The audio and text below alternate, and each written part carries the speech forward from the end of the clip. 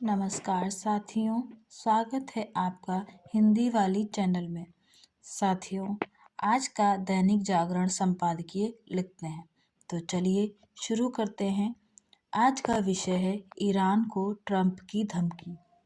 अमेरिकी राष्ट्रपति Donald Trump ने ईरान में सैन्य हस्तक्षेप करने के जो नए संकेत दिए, उससे यह स्पष्ट है कि वेनेजुएला पर हमले के बाद वे पूरी तरह से बेलगाम हो गए हैं।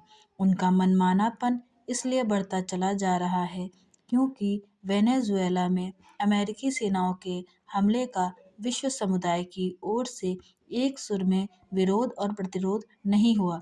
4 वर्ष पहले जब रूस ने यूक्रेन पर हमला किया था, तो अमेरिका और उसके सहयोगी राष्ट्रों ने उस पर अंतर्राष्ट्रीय नियम कानूनों की अनदेखी करने के आरोप लगाए थे।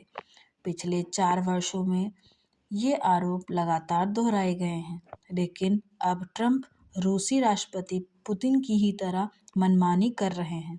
स्पष्ट है कि उनका रवैया विश्व को और अधिक अस्थिर और अशांत करने वाला ही है। यह सही है कि ईरान की कट्टरपंथी इस्लामी सत्ता के खिलाफ वहाँ के लोग सड़कों पर हैं और उनके प्रति सख्ती दिखाई जा रही है, लेकिन यह स्थिति अमेरिका अथवा किसी अन्य देश को वहाँ पर सैन्य हस्तक्षेप करने की अनुमति नहीं देती।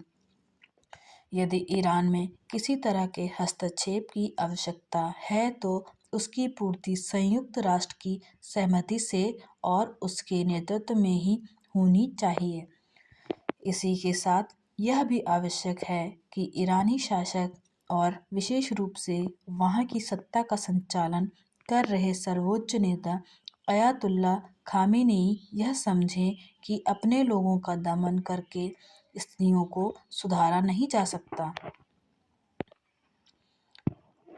ईरान के लोग जिन कारणों से सड़कों पर हैं, उनकी अनदेखी नहीं की जा सकती।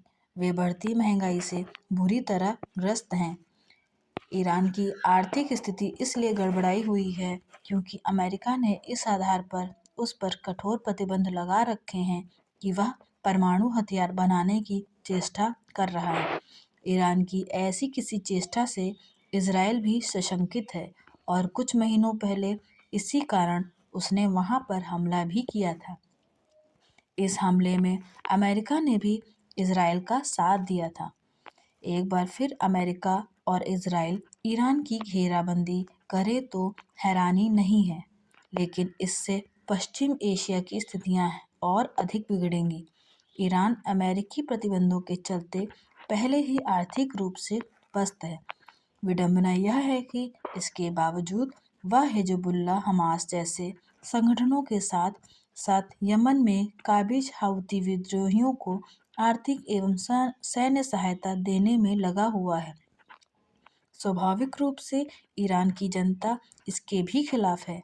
यदि ईरानी सत्ता अमेरिकी हस्तक्षेप से बचना चाहती है, तो उसे अपने रवैये में परिवर्तन करना होगा। पता नहीं ऐसा होगा या नहीं, लेकिन भारत को ईरान के बिगड़ते हालात के प्रति सतर्क रहना होगा, क्योंकि वहाँ उसके व्यापक हित निहित हैं। धन्यवाद।